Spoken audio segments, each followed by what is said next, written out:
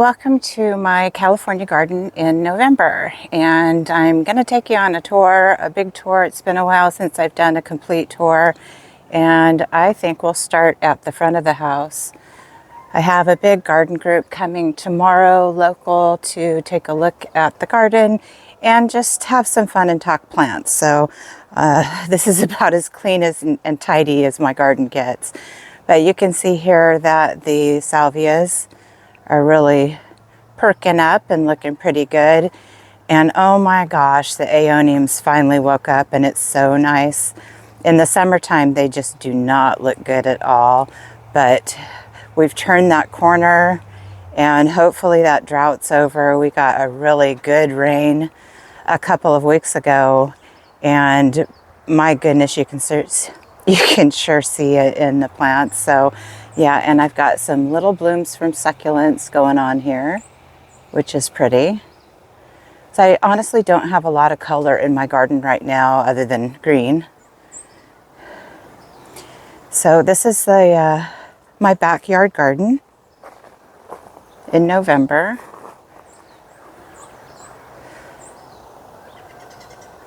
So we'll just take a loop around the outside of it. I got these cacti given to me from my neighbor Manson, and so I potted them all up. I'll probably end up giving quite a few away. And my aloes are perking up too. They're much greener than they are in the summertime. In the summertime, they're almost a deep orange color.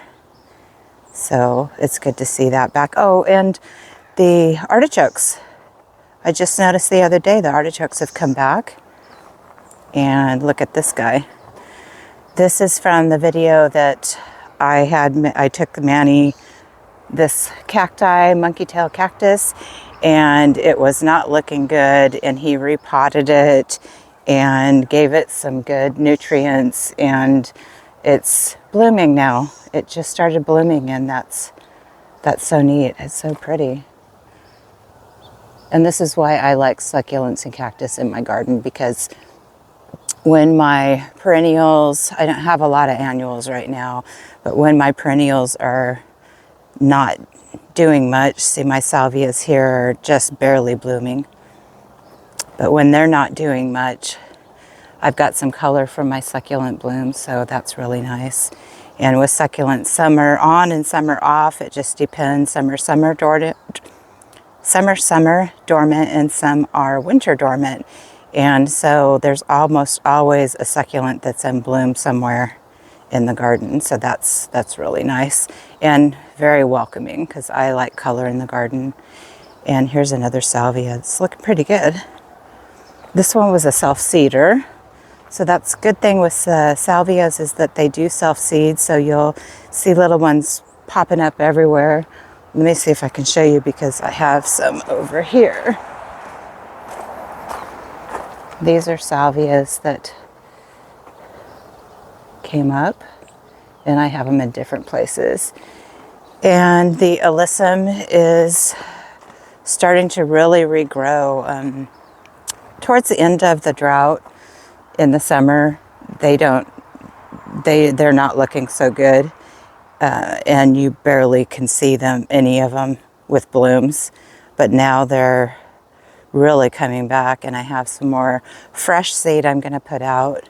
I do that every couple years, put some fresh seed out and get more. And there's another monkey tail that's in bloom, and that one I need too.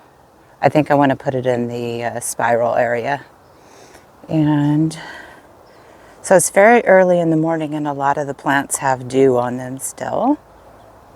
But look at this spider plant. I don't do well with spider plants, because I think I neglect them or water them too much.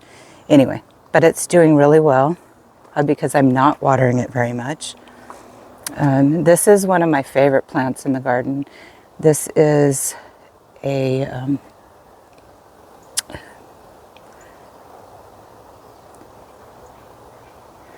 This is a coastal woolly bush, and I have two of them. I have that one, and then I have this one, and you can see they're the same age, but this one is just loving life over here. And these things are great because never water them. You don't ever have to water. And then my pine trees or my Colorado blue spruce, they're doing really well. This one, and then I have that one too. Putting on a lot of new growth. And some of you might remember that that's a tradition that my granddaughter and I started, is planting every Christmas, planting a Christmas tree. So those two are from that. And the first one that we planted is over in the spiral area, and I'll show you later. So these are just some of the things that I have planted behind this screen. Succulents and other various things. Purple fountain grass, euphorbia, and my dahlias are on their way out, looking sad, but they'll be coming out. I'll be taking those out today.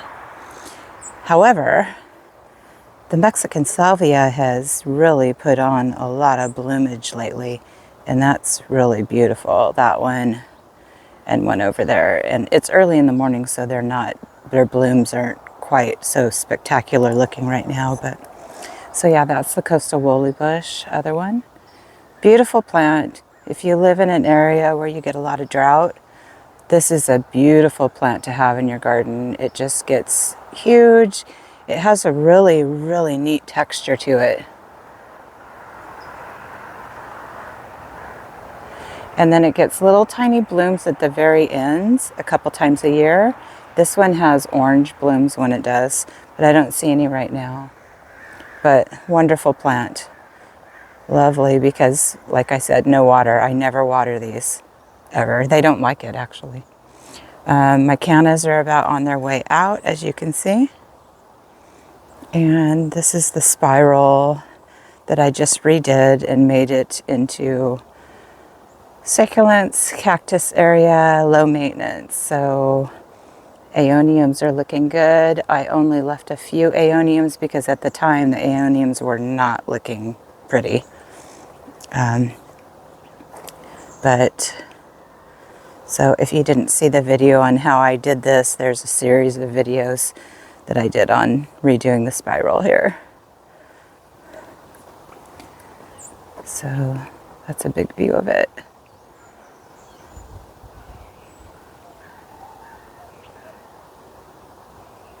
And then some of my other little plants here.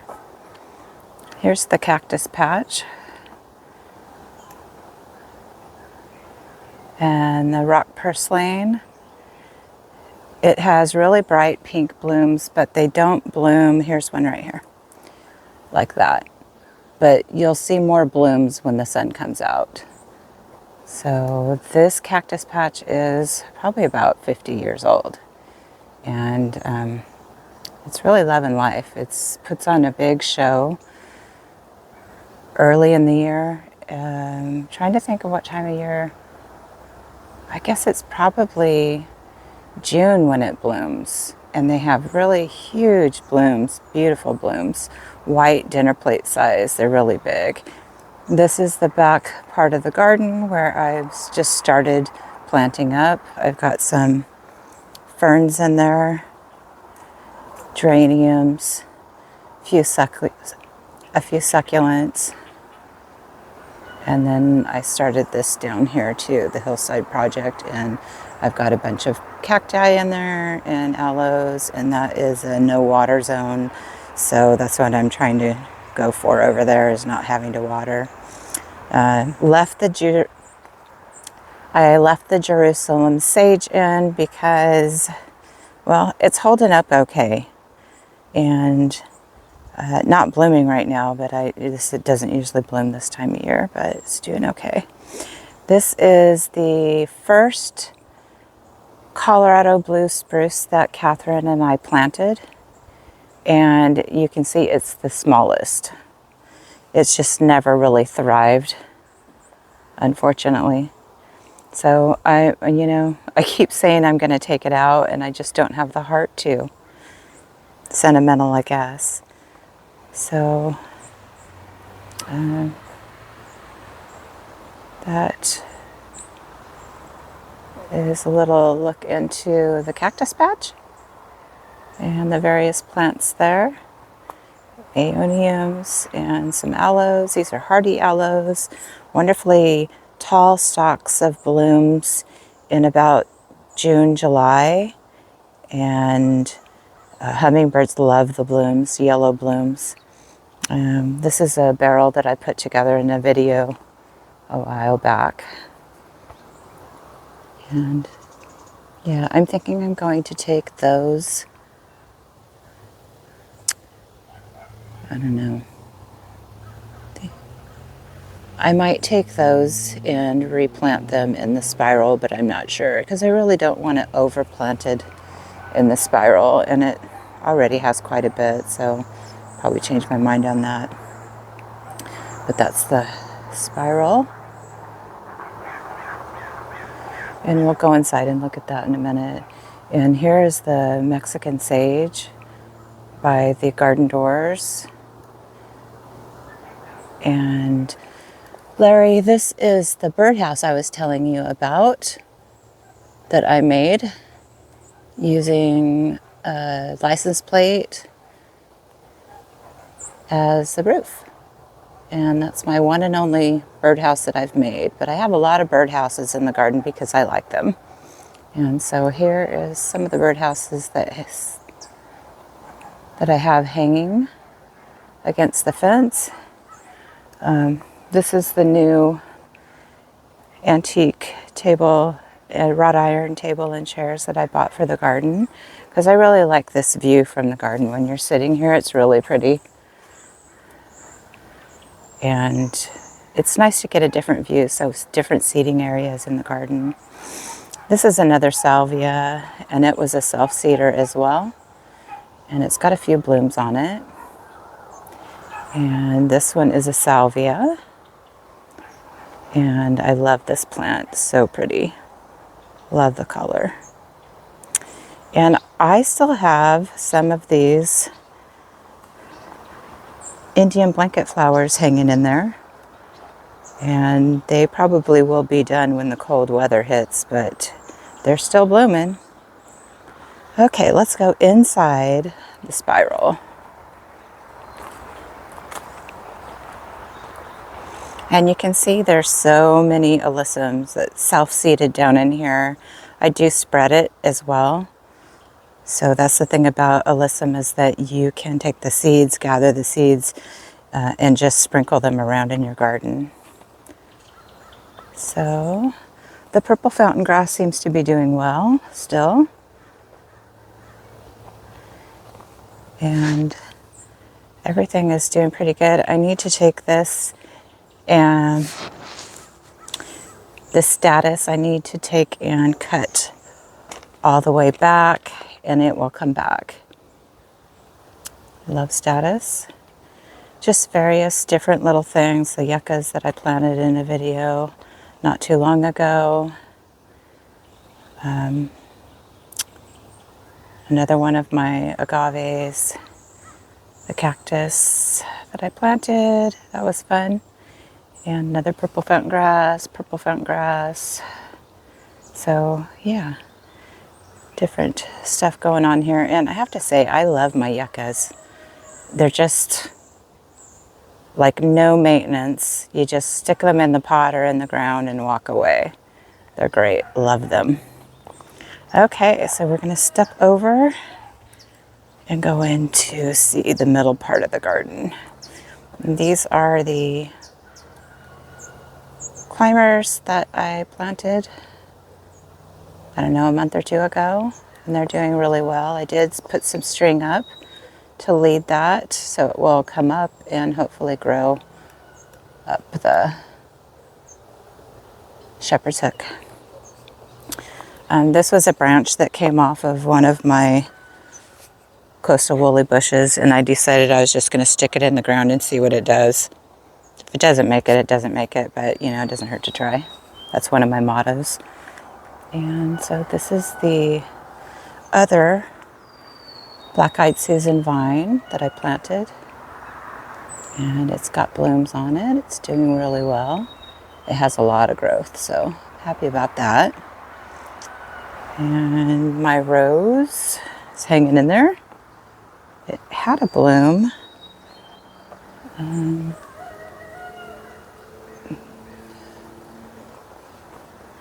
I need to empty out my fountain today and refill that with clean water. So that's something I gotta do, and I just have various stuff here.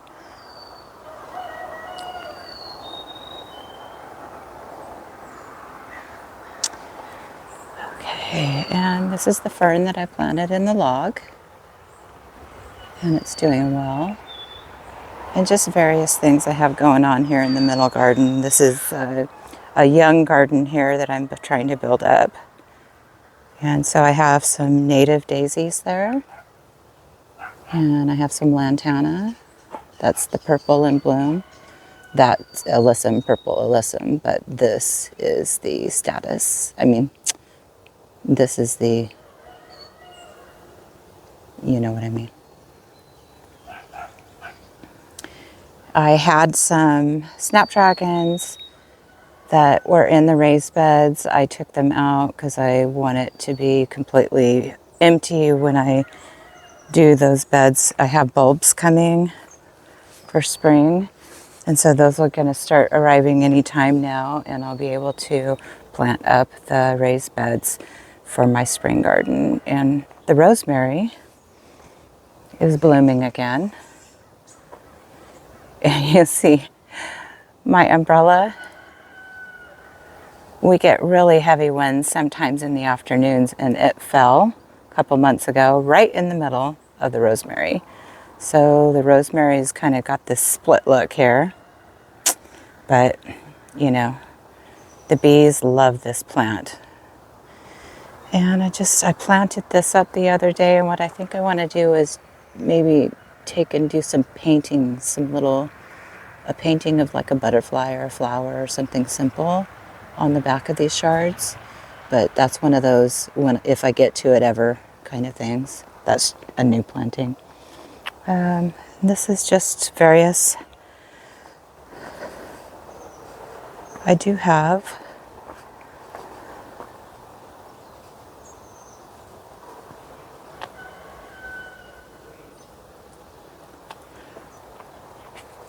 the cosmos are on their way out. These are self-seeders, and it was actually nice to have them because I didn't have a lot of color in my garden at the time, so that's perfect. I just moved this guy out here. It has a whole host of different plants in it. You know, you can see the nasturtiums and cornflowers. It's really a weird time of year for the cornflowers to be coming up, but just different plantings that I've done. I'm keeping the sunflowers in there because I keep thinking they're done because they don't look great, the stems and the leaves, but you know, then another flower will bloom, so I'm keeping those in there. And these are my pine trees that I got from Iron Pony Nursery, and just California pine trees, and they've put on a lot of new growth over the last couple months.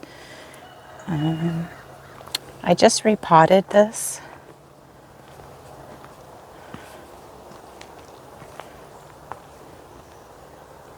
And my climbers there that are barely climbing, but you know, it's getting colder weather, so even here. So just various different things growing in the middle garden. And this is what I call the farm. And the shade shelter was put up by Ed and Maribel Salinas. And I have, you know, just seeded a few things in here. It's for salad. That's pretty much what I grow in the farm. So I've got salad, kale. I've got kale, lettuce. I planted some carrots, and I've got alyssum that sprouted in there because I covered the soil with alyssum, dried alyssum. And I have some just different various things growing in here. And more of the cactus that I planted, was given and planted along here.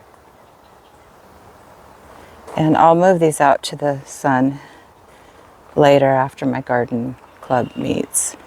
I did went out and bought some mums, and so I'm just going to decorate with the mums for the garden club. So, and that is it. And I thought all of my cannas were done, but there's a new bloom on this one. So I will keep out watering and feeding those and hopefully get another bloom. That's a welcome surprise. And geraniums need to be cut back. I find this time of year they just start to look pretty cruddy. And if I cut them all the way back, you know, they'll come back and they'll be just fine. And okay. These are my oldest hardy aloes that I take cuttings from all the time. These are the same that I pointed out earlier. They have yellow blooms, and typically that's in June or July, but looky, I had some late bloomers. So those are on their way out, the blooms, but hummingbirds love those. So I just have various other things, a Perryi agave, some different echeverias, and my oldest purple fountain grass here.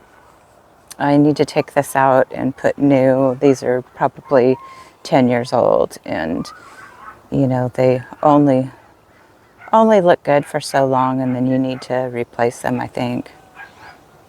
But obviously, since this garden is only about 12 years old, some parts of it, this part of it, I'm just learning as far as age on plants and whatever. These are the three amigos. Does anybody name your plants? Because I name some of my plants. Those are the three amigos, and that euphorbia right there is Big Mama. So she is known as Big Mama Euphorbia. So I do name some of my garden plants, the ones that have quite a bit of character, and you can see she's taking over the backyard. Yes, I have trimmed her back, and that just encourages her to grow more. And this is the rock garden. Just various assortments here of succulents, cacti, and whatnot. Low maintenance, and that's what its intent to be. I intend it to be low maintenance, and it, for the most part, is. So just various things in here. But I'm most excited about the artichokes coming back, because I do love the foliage on the artichokes. I think they're so pretty.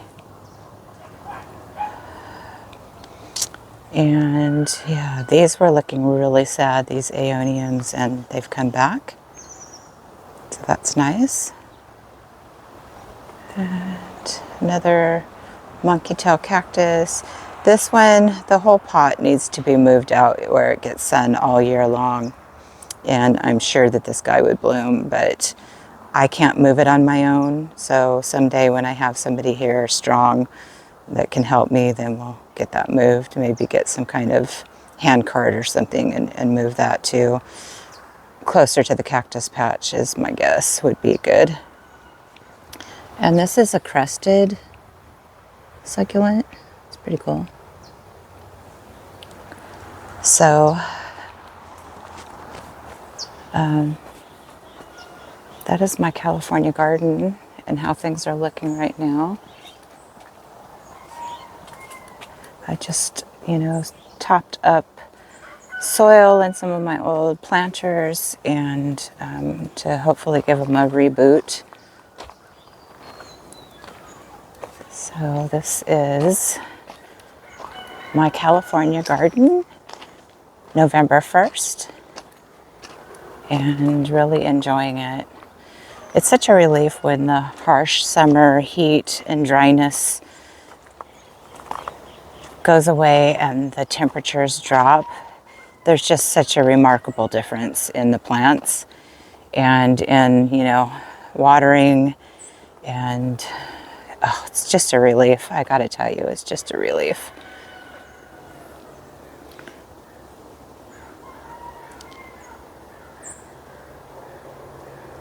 I do love the garden in the morning, the light. So pretty.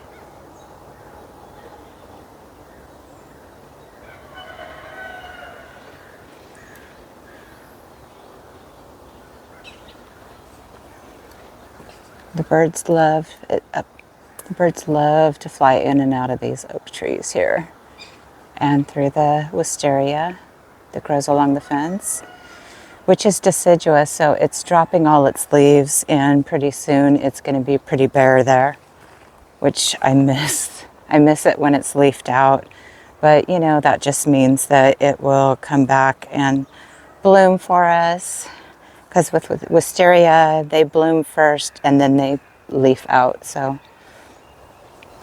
but I'm really enjoying the garden, and I hadn't done a full garden tour in a very long time. So I wanted to get that done, show you the garden, and wish everybody a wonderful rest of the autumn season, which I really enjoy. It's the best time here in California to get things planted, like perennials and trees and whatnot, because the ground is cooler and you're able to get those roots established. So now is the time. If you've got the money, get out there and plant away. I, however, am going to Ireland in just a couple of weeks, and so I'm budgeting right now. So my last splurge was the spiral and redoing the spiral. And so I did that. And then I have this garden club meeting tomorrow here that I'm hosting. I don't know who said that she should host. I don't know whose idea it was to host a garden party. But guess what? I'm doing it. So I have tulips and daffodils and, oh my goodness, so many bulbs coming. And I just got a notification that they've shipped. So hopefully they'll be coming soon, and I'll be able to get at least my daffodils planted before I go on my trip. Because in my garden, they come up very early.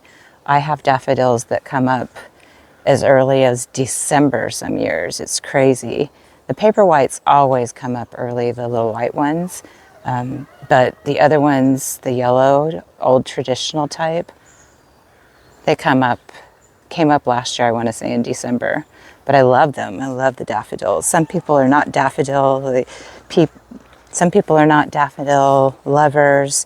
I think they're too common, but I think they're wonderful. They're just that bright, cheery. For us, it's in December or January or February when they start to come up here. So it's really a winter thing here, whereas a lot of people, it's in spring. But that is a look at the garden. That is a look at the garden. November 1st, 2025.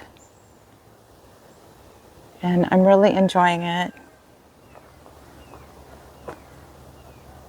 It's been a lot of work, but it's going to be less work now with the spiral that is drought tolerant and very low maintenance, so that's helpful.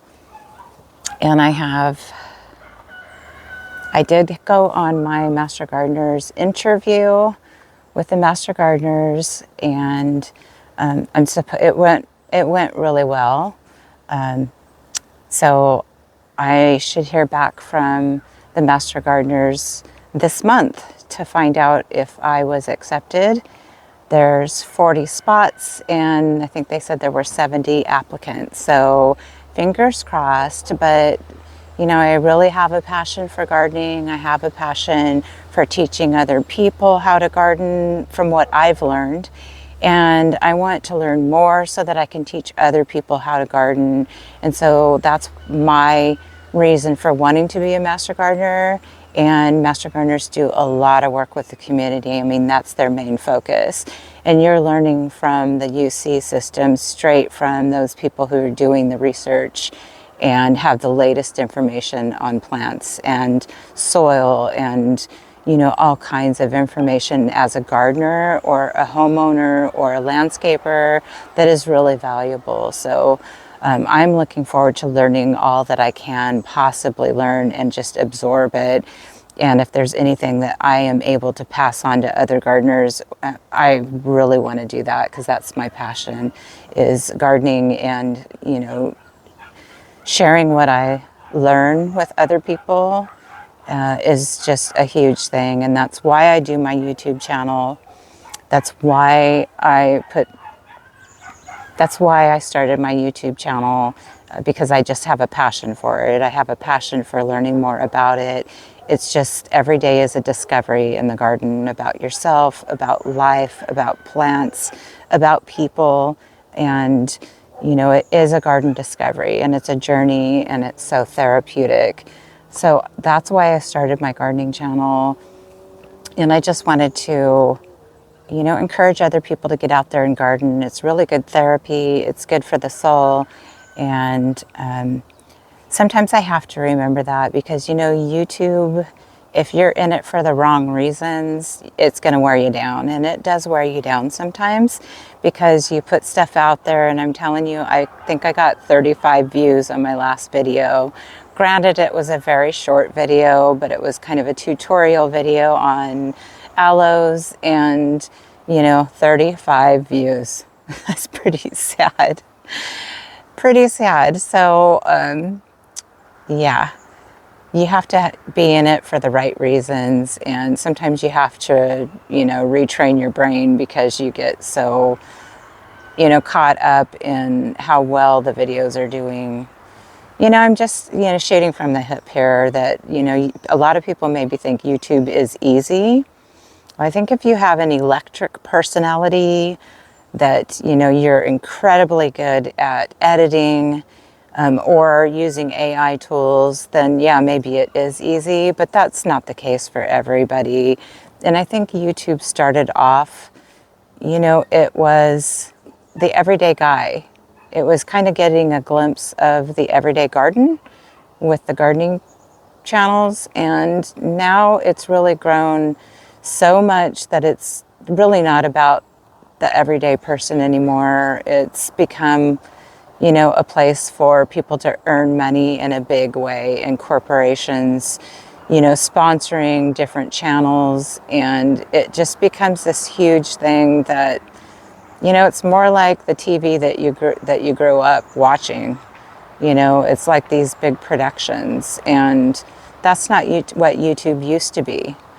And what I like to watch on TV are everyday gardens and everyday gardeners, and because I learned so much from them, not as much from the big name gardening channels. That's just a personal thing. But there's a lot of different hosts that used to be on networks that have switched to doing YouTube, and they're pulling in a lot of views. And of course, they will pull in a lot of views, because they've got the name and the reputation and the production team to be able to do it. So it's kind of a shame that YouTube has changed so dramatically and is no longer for the everyday guy.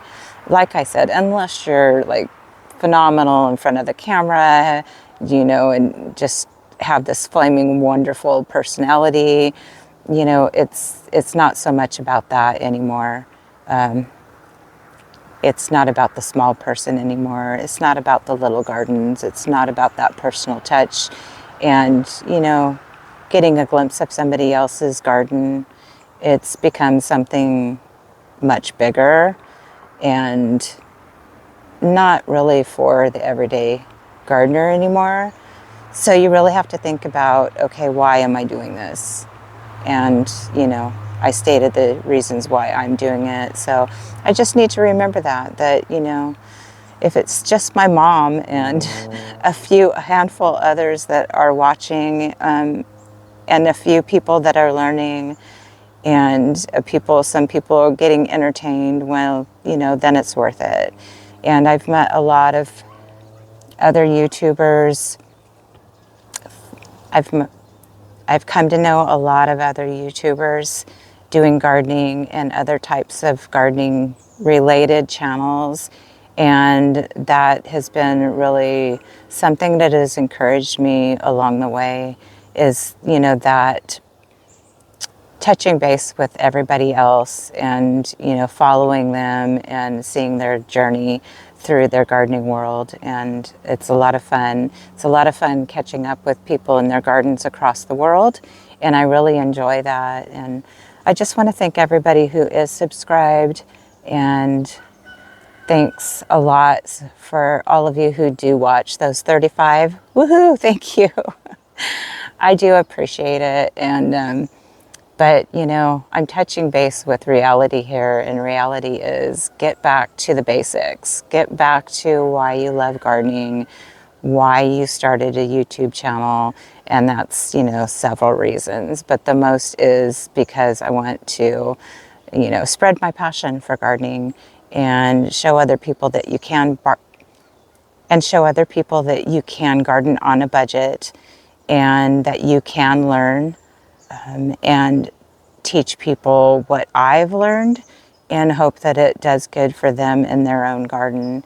And that should be the heart of it, and I just need to remember that. And I hope everybody has a wonderful day, and happy November.